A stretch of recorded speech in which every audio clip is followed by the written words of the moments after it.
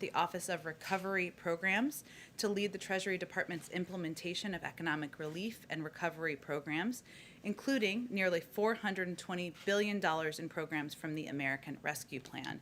This new office, which will be led by the inaugural Chief Recovery Officer, Jacob Liebenluft, will be focused on efficiently establishing and administering Treasury's programs to support an equitable and swift recovery from the economic challenges brought on by the COVID-19 pandemic. Jacob will also serve as the lead administrator of recovery programs and a principal advisor on recovery program implementation, and he, of course, will work closely with Gene Sperling. Another piece of good news, today the IRS, the U.S. Department of Treasury, and the Bureau of Fiscal Service announced that they are dispersing nearly $2 million payments from the American Rescue Plan, which brings the total dispersed so far to approximately 159 million payments, with a total value of more than $376 billion.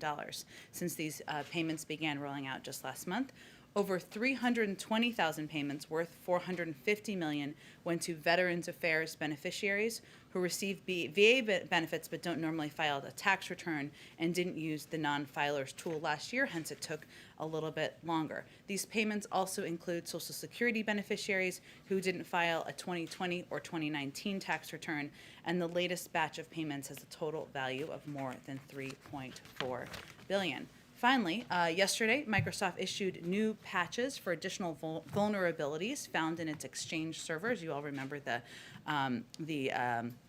hacking that we talked about just a few weeks ago. The White House urges all systems operators to apply these patches as soon as possible to ensure the security of systems. The federal government takes this vulnerability very seriously. We are leading by example and requiring all federal agencies to apply these patches and report to the Cybersecurity and Infrastructure Security Agency. That, Alex. Thanks, Jen. Can you talk a little bit about the April 28th address to Congress, what we should expect to hear from the president, and also logistically we know that the attendance will be reduced, so how are you deciding who gets to attend? And then are you working with Capitol Police on security, or are you monitoring any potential threats at this point? Sure. Well, on the second and third question, we of course are working very closely with the Speaker's office, with the offices of leaders in Congress. The president is looking forward to, is excited to have accepted their invitation to address a joint session, something that he has been eager to do since he was inaugurated. In terms of a preview of what the speech will look like, we're a couple weeks out for that, so I expect we'll have more to say as we get closer. But certainly you can expect that he will talk about all of the priorities and his commitment to building the economy back better, getting the pandemic under control, addressing the challenges we face around the world. But as we get closer and the speech is written, we'll have more of a preview. In terms of invitations, that certainly would be handled by the Speaker's office, and so I'd point you to them.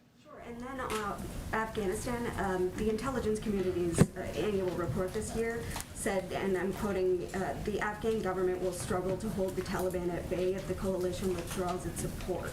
So what plans does the administration have to prevent this from happening and to maintain stability in the region with that withdrawal? And then is there a potential for President Biden to change his mind or extend the deadline if there is a decline in the situation in Afghanistan in the coming months? Well, first, let me say that as a part of this process, the president asked for a review from his national security team.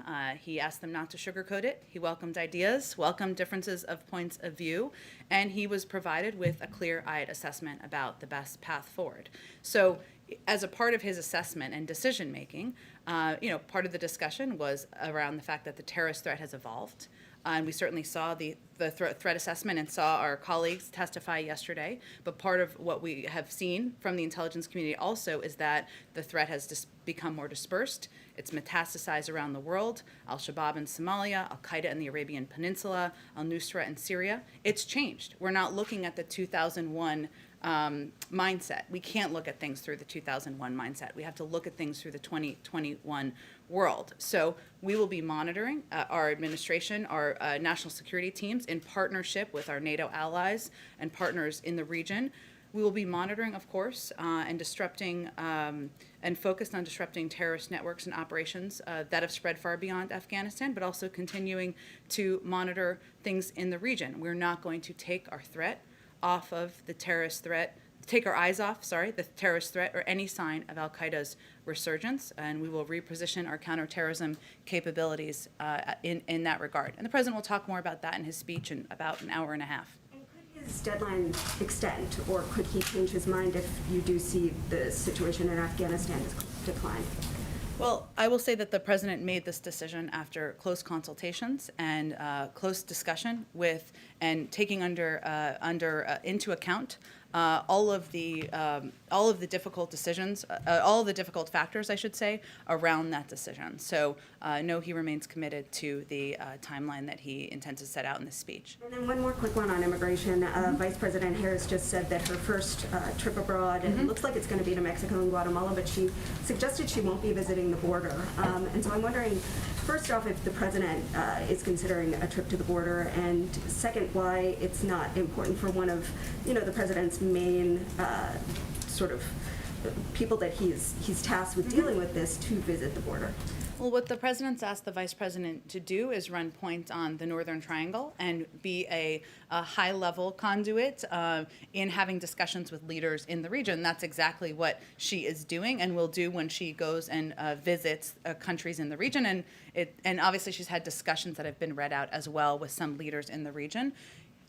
Secretary of Homeland Security has visited the border. Our other secretaries who run point on these issues will, and we expect will in the future. I don't have any visits to preview for you of the president's, but his focus is on solutions, is on opening up additional facilities, which we have done a great deal of in the last couple of weeks, on moving kids out of the Border Patrol facilities as quickly as possible into these shelters, which we've seen some progress on in the numbers that have been released by the Department of Homeland Security. That's where his focus is on. I expect other senior officials, cabinet members who are running point will continue to do visits and come back and report back to the president.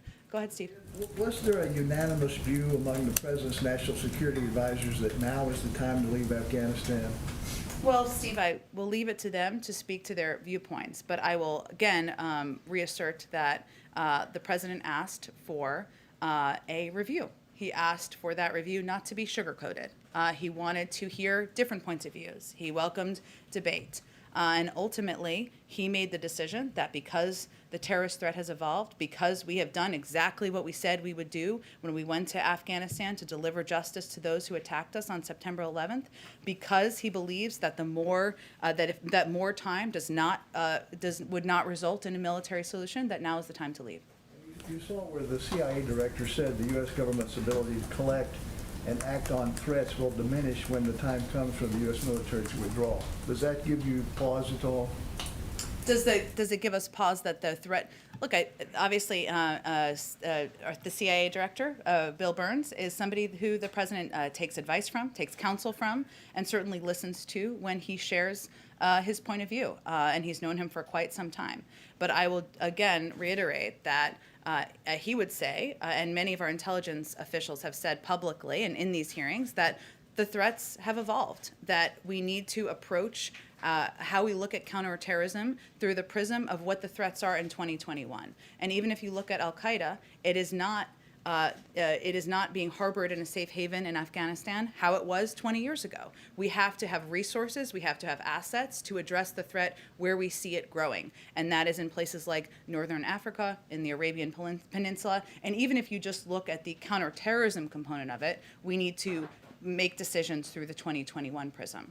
Lastly, just separately, the Kremlin is saying the proposed summit that the president proposed would be contingent on U.S. behavior. What is your response to that? And I know you have some sanctions in the works here.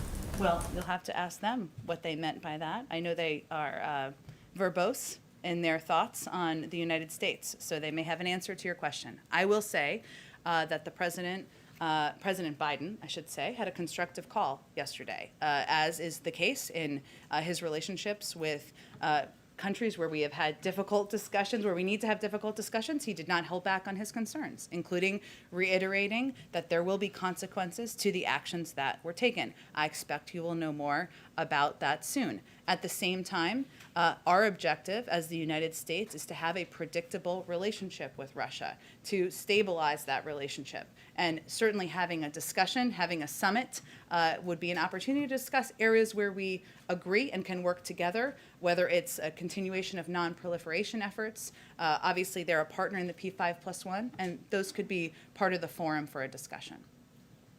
Go ahead. Following up a little bit on Alex with the ODNI Global Threats Report, if this wasn't sugarcoated to the president, then clearly he's aware of the possibility that Kabul could fall at some point in the next couple of years without U.S. and coalition support.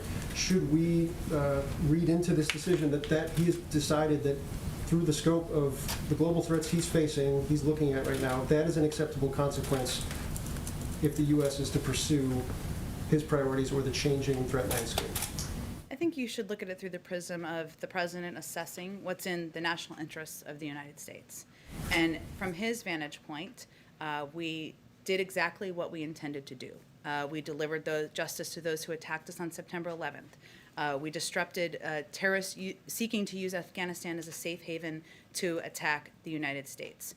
But he also believes there is not a military solution. This will require a diplomatic solution. And even as we are withdrawing our troops, we will continue to support diplomatic and humanitarian work. We will ask other countries to step up, whether that's Pakistan, Russia, China, India, Turkey, countries in the region that certainly have a stake in stability. We will continue to provide significant humanitarian resources. So we will continue to be engaged. This is the president's assessment about whether having troops on the ground, a military presence in the same way, in a version of the same way it has been over the last 2 decades, is in our national interests, and he made the decision it is not. One more on Afghanistan and another quick one. And apologies if I missed this on the briefing calls. But with the removal of combat troops by September 11th at the latest, does that include special operators, special forces, any of those types of troops on the ground? Well, I'm obviously not going to get into operational specifics from the podium. I will say that we will have what is needed to secure a diplomatic presence, and those assessments will be made over the coming months, and obviously led by the Defense Department, the State Department in coordination. Okay, and then just one more on immigration. The outgoing Ambassador Jacobson said on Friday that to Reuters in an interview that there was a consideration of conditional cash payments related to the Northern Triangle. Is that something that's currently under consideration, and if so, what are kind of the parameters of what would be looked at there? That's interesting. I'd have to look more at her context, the context of her comments, and I'm happy to do that. I think what we are focused on is working directly with these countries to determine how we can deter travel, deter migrants from making the journey. And we made an announcement, of course, over the last couple of days about stepped up personnel at the border that these countries are putting in place to, a number of these countries, I should say, in the region, are putting in place in order to deter the journey, in order to reduce the number of migrants who are making it to our border. And certainly we're having discussions about assistance and how that can be disseminated in the most effective, I should say, and impactful way. But I'd have to check on the context and see where that's headed. Sure, go ahead. Thanks, Jen. Republican senators have criticized attaching the withdrawal of troops in Afghanistan to September 11th. They say it's politically driven. Do you have a response to that? And also, do you have anything to share on who came up with that deadline and why? I think it was the president wanting to send a clear message that this is not going to be an open-ended timeline to withdrawing troops. We have had that policy for some time in the past, and he disagreed with it. So he was giving a timeline on when operationally we could move troops out. We also are going to do that in close coordination with our NATO partners and other countries in the region. If it's ahead of that timeline, then that's a positive step, but we wanted to give the military and our diplomatic partners on the ground plenty of time. So did he choose 9/11 as the final date? I think I just explained why he chose that timeline. Thanks. And Oh, I have a couple more on Iran. In a new statement, President Rouhani said that the decision to increase uranium enrichment was in direct response to the cyber attack from Israel. Has President Biden or any other U.S. officials had a conversation with Israel about refraining from further attacks as he tries to broker a nuclear deal? Well, I would just reiterate that we don't have any additional speculation to add to the cause or the origin of the attacks over the weekend.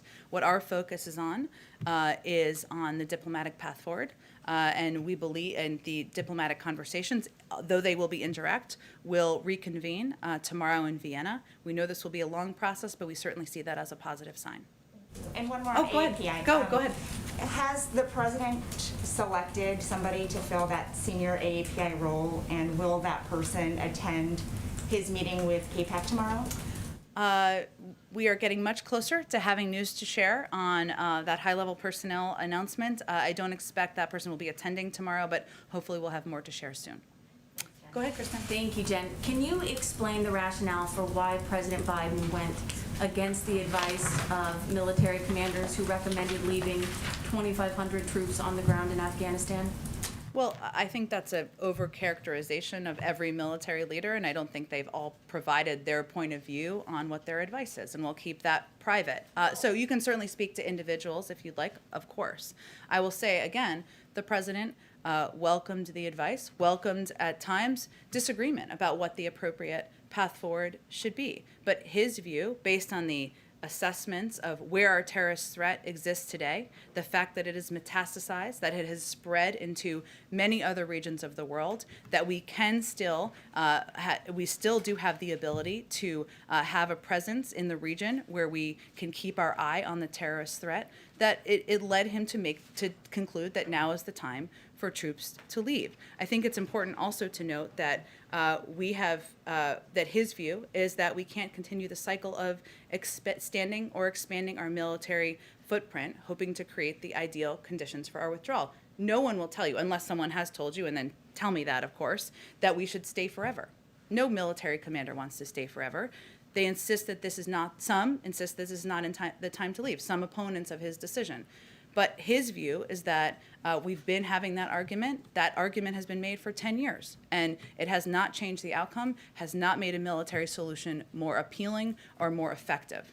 So our Pentagon team reports that most military commanders in the region, and I don't want to give any names because I don't want to violate any on-background agreements, but they say that most military commanders in the region recommended that 2,500 troop level. And if you look at then candidate Biden's own comments from about a year ago, he said that he wanted to leave several thousand troops in Afghanistan. So what changed between now and then? He asked his team for a clear assessment to make a determination about the best path forward.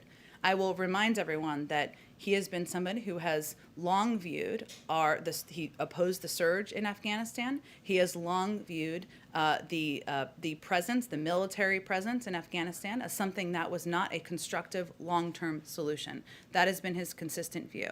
At the same time, because we have the ability to who work with our partners in the region to have a presence where we can to allow ourselves to keep an eye on the terrorist threat, he feels this is something that is in our interest as the country, and now is the time to do it. And one question about special immigrant visas for Afghans who really just risk their lives helping the U.S. government and the U.S. military. Will the president commit to more visas and expedited processing for those combat translators before pulling out, because the Taliban have already threatened their lives?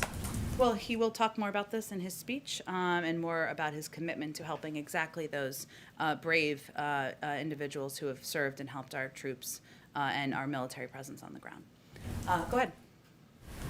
Jen, on the Russia call, you said that the president did not hold back in addressing his concerns, but the Kremlin said that the president did not bring up Alexei Navalny on the call.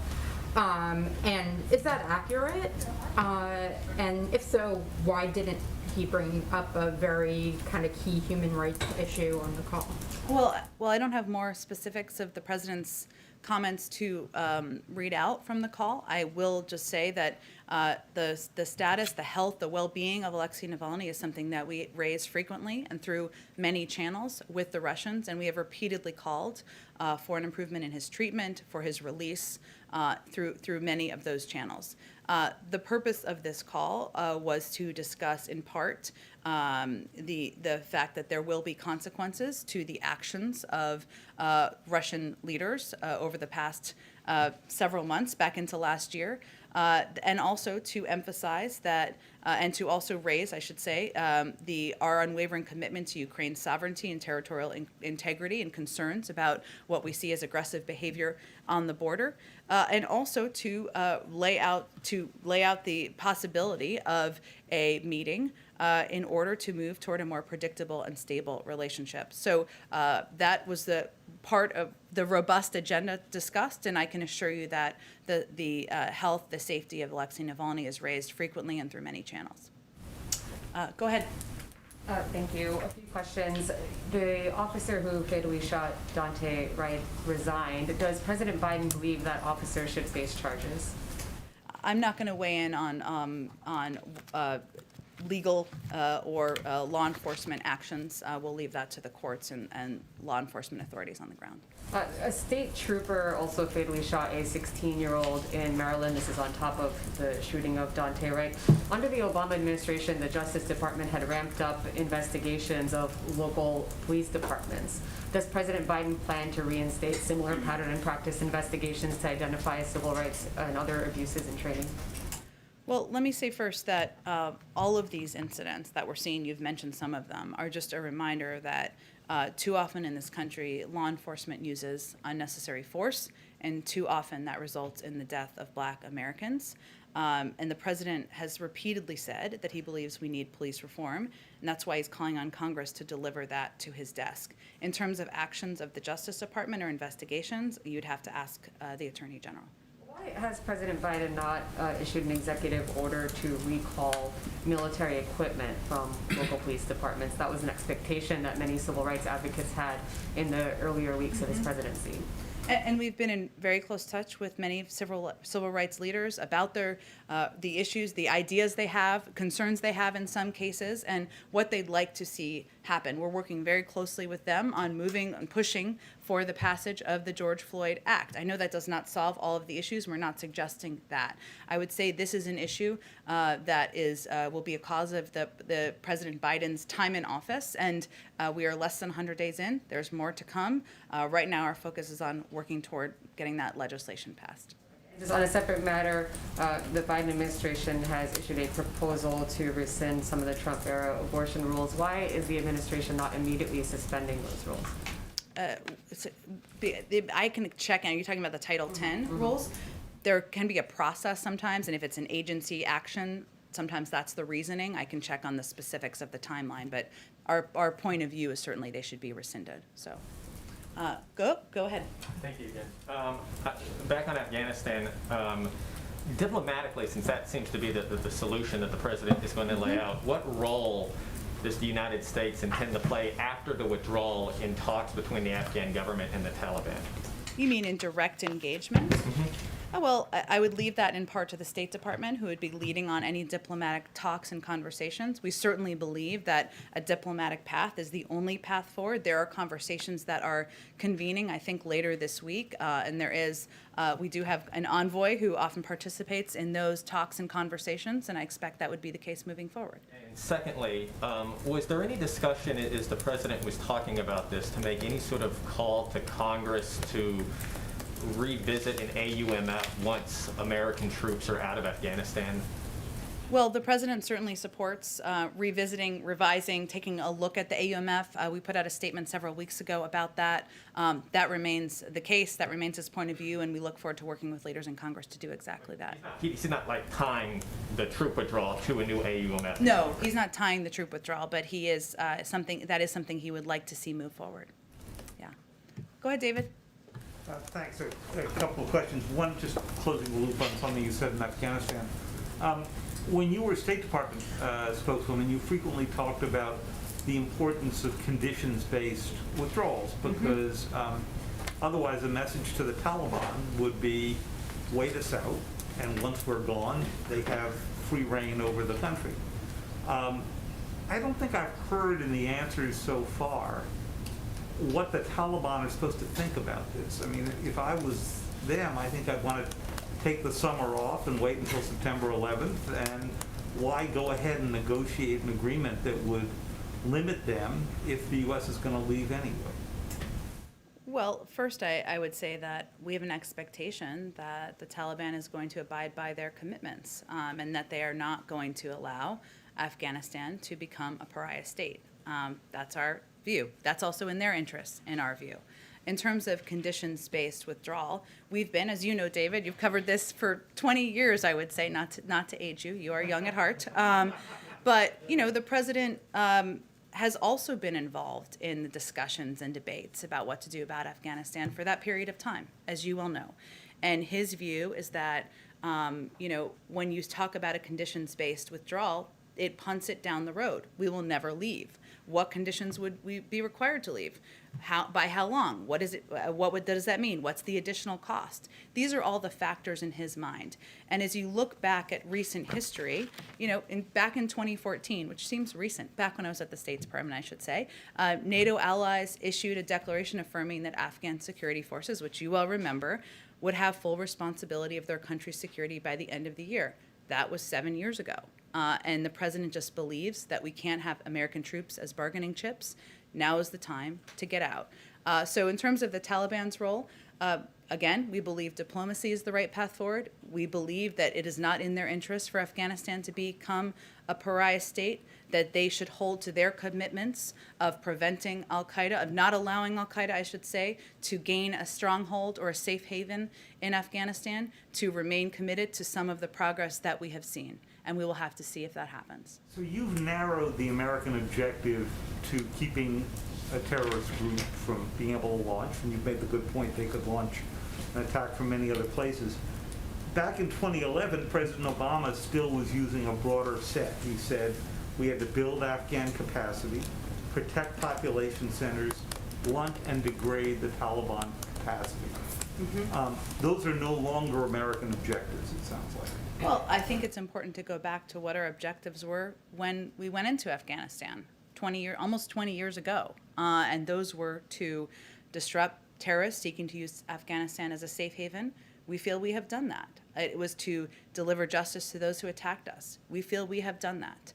And there has certainly been, and that's why I referenced the declaration by NATO allies, a desire to transfer over control and leadership to the Afghan security forces. We've also seen over the last 7 years that has not gone as would have been predicted in 2014. So I would say the way the president views it, and you know his own history on this, and it has been well publicized and published that he opposed the surge back 10 years ago. And he was vocal about that in the appropriate manner at that time. Now he is president. Now we are 10 years later. Now we are looking at the circumstances on the ground. We are looking at what's in our national interest. We are looking at where we actually see threats around the world, but also opportunity. And part of his assessment as commander-in-chief is that having a presence there is not in our interests. One Iran question for you. You've repeatedly said in the past couple of days you're not going to engage in speculation about what happened last weekend and so forth. I can't recall a recent time when the U.S. has had such an absence of public curiosity about what led to a major explosion in a major foreign site. What's behind your reluctance to discuss what happened, who did it, what its implications could be for American cause? Well, public curiosity should not be mistaken for curiosity in general, David, as you know. But I will say, you know, we're just not going to speculate on the origin. Our focus is on looking for a diplomatic path forward with Iran. That's where we feel we can have a role and where we feel we can constructively move things forward, even though those are indirect negotiations. Have you gotten any indication from the Iranians that they are going to pull back from those negotiations because of that, or you think they're moving ahead? We have not been given an indication that they don't plan to attend, or I should say, let me make it more positive. Our understanding is they plan to attend tomorrow. We are also very open-eyed about how this will be a long process. It's happening through indirect discussions, but we still feel that it is a step forward. Okay, go ahead, Brittany, go ahead. Thanks, Jen. On the campaign trail, then candidate Biden, this is a follow-up on Sabrina's question Sure. about policing reform. promised to invest, I think it was $300 million into local police departments and municipalities, try to see if they would either diversify their precincts, whatever they could do to make reduce police brutality in their localities. Given what's been happening over the last year, but even just this last couple of weeks, does the White House and does President Biden still maintain that that is the best use of that $300 million, investments, giving money essentially to police departments to self-regulate? Well, I will say, I know this didn't receive a lot of attention, but in our discretionary guidance, it was consistent with this. And maybe this is what you're asking about, but we could get you the more details too, or for others who are interested. He has been clear, and he continues to believe, to answer your question, that giving police departments the resources they need to implement meaningful reforms and conditioning federal dollars on completing those reforms is the appropriate and effective step. And the discretionary guidance does exactly that. It provides funds with specific requirements, like ensuring law enforcement agencies mirror the diversity of the communities they serve. It also invests in federal programs that hold police accountable through pattern and practice investigations and the enforcement of consent decrees. Now, that's just a funding component, right? There are also reforms that the president feels need to be put in place. And the George Floyd Act certainly has a number of those reforms and steps that he supports, and he is eager for Congress to move forward on. And I know there's lots on your legislative plate, infrastructure, many other things. Are there folks in the back making calls to Congress just on this George Floyd bill, kind of working all of the levers in order to get that through? Obviously, it's going to face an uphill battle in the locked Senate that we have now. Certainly, we are very engaged in having discussions with a range of members on the George Floyd bill and moving it forward. And we are certainly encouraged by discussions that are ongoing by members of Congress. And ultimately, it will be up to them to determine how they can negotiate and come to conclusion on a package that there can be enough support to move forward and send to the president's desk. Just one other on the vice president. Will she be giving a press conference either right before or right after her trip to, is it Mexico and Guatemala? That's a good question. I don't know that the final format of this trip has been scheduled quite yet, but I can see if they have any more details on the planning.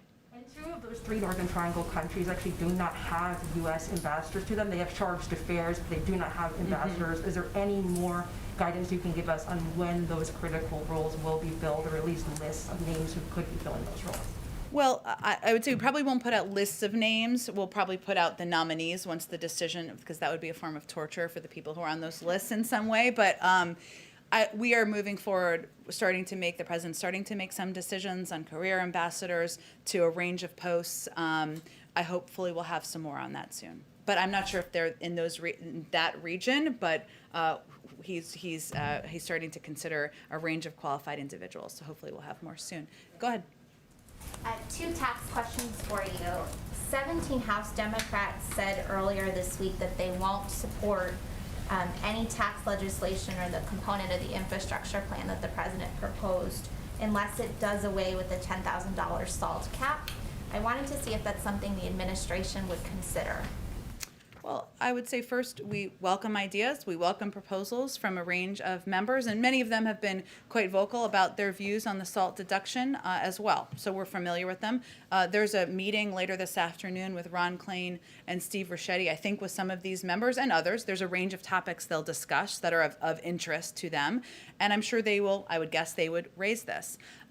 We're also interested in proposals on how to pay for a package, and as you know, the SALT deduction would not be a revenue raiser, so they may come with proposals and ideas on that as well, but we're certainly happy to hear more from them on the impact and why they think this is so important to their states and communities.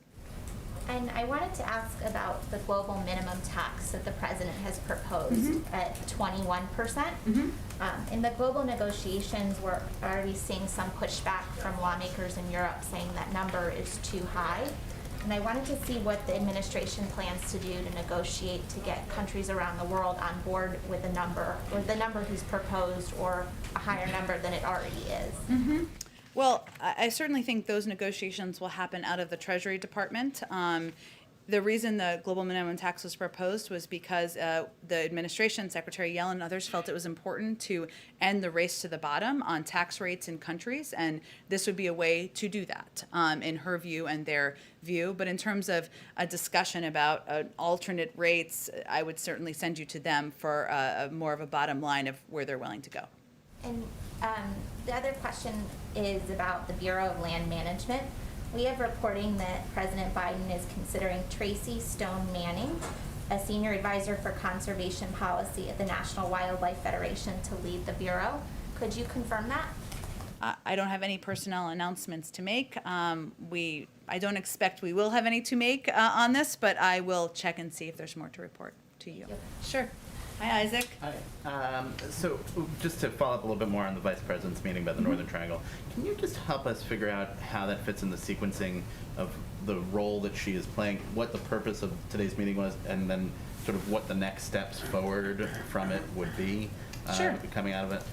Well, I think, a couple of things. One, we've seen the Vice President has obviously also had a number of internal meetings on these issues with internal leaders and team members. We don't always read those meetings out, but those are part of the discussion as well.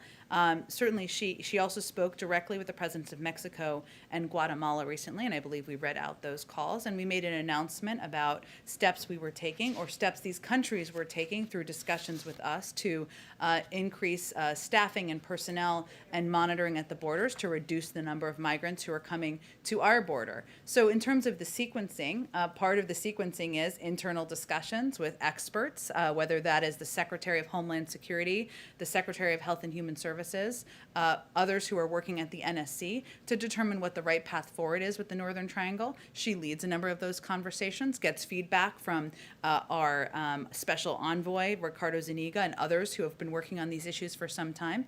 She's also had a number of calls directly with presidents in the region. I expect she'll have more of those to discuss negotiations and diplomatic conversations, even in advance of traveling.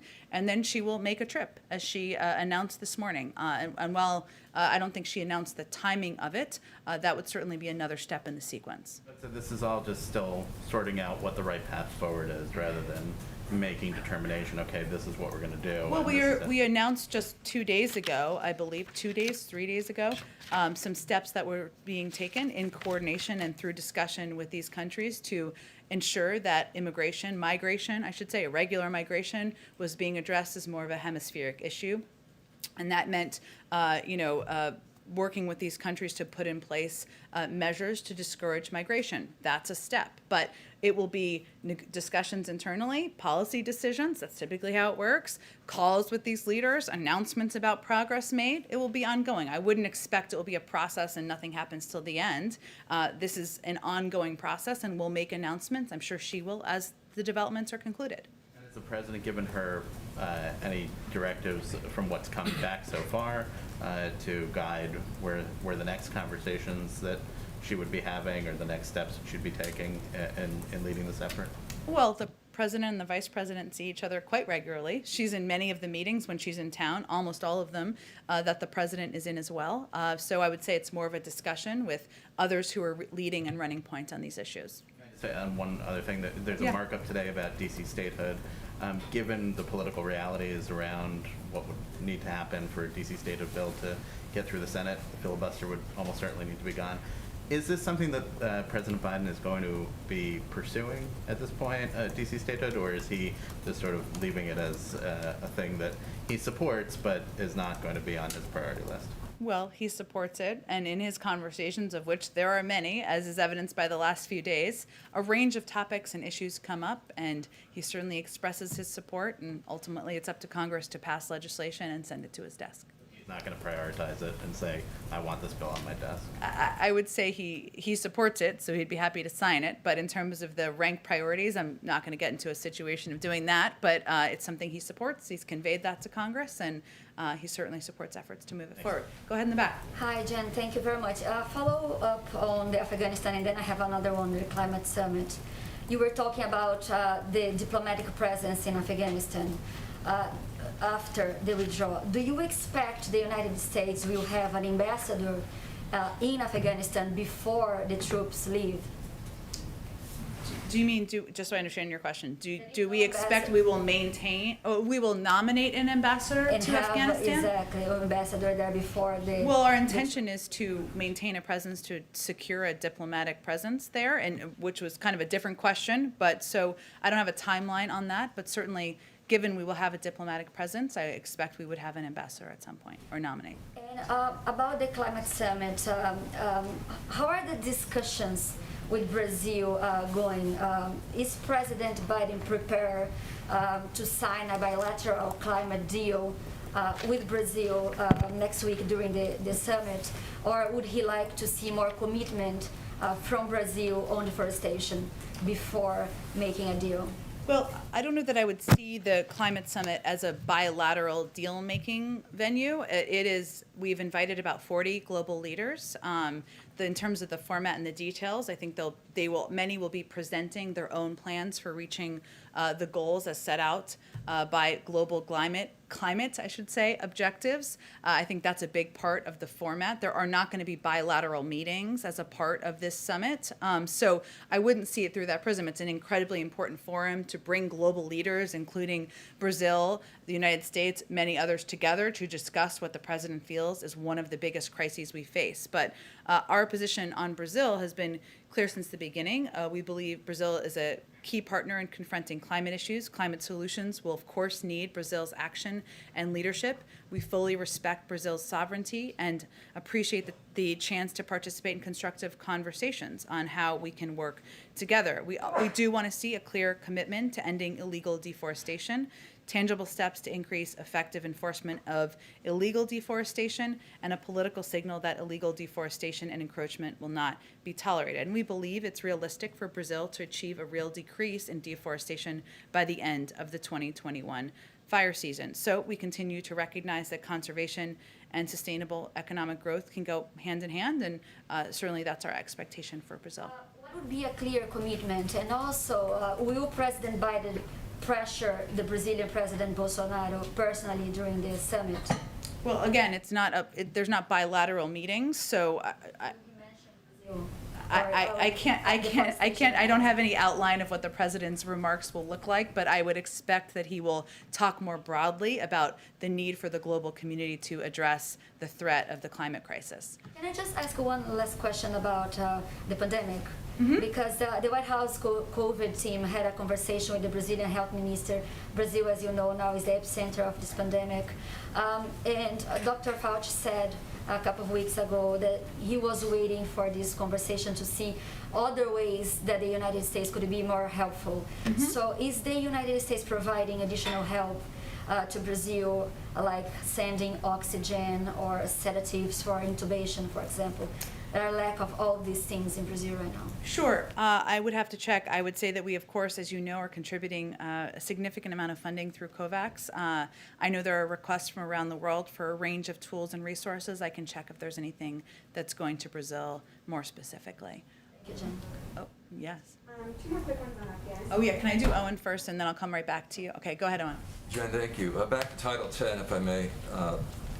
So today, as you well know, the Biden administration and HHS started the reversal of the Trump administration's ban on abortion referrals at Title 10 family planning clinics. So my first question, why does the Biden administration insist that pro-life Americans pay for abortions and violate their conscience? Well, first, that's not an accurate depiction of what happened. So and I know we want to be accurate around here. None of the funds appropriated under this title shall be used in programs where abortion is a method of family planning. That is written into the Public Health Service Act, and it specifically states that. But we know there's indirect subsidies, money that's fungible, that can't be traced. We know that. Come on.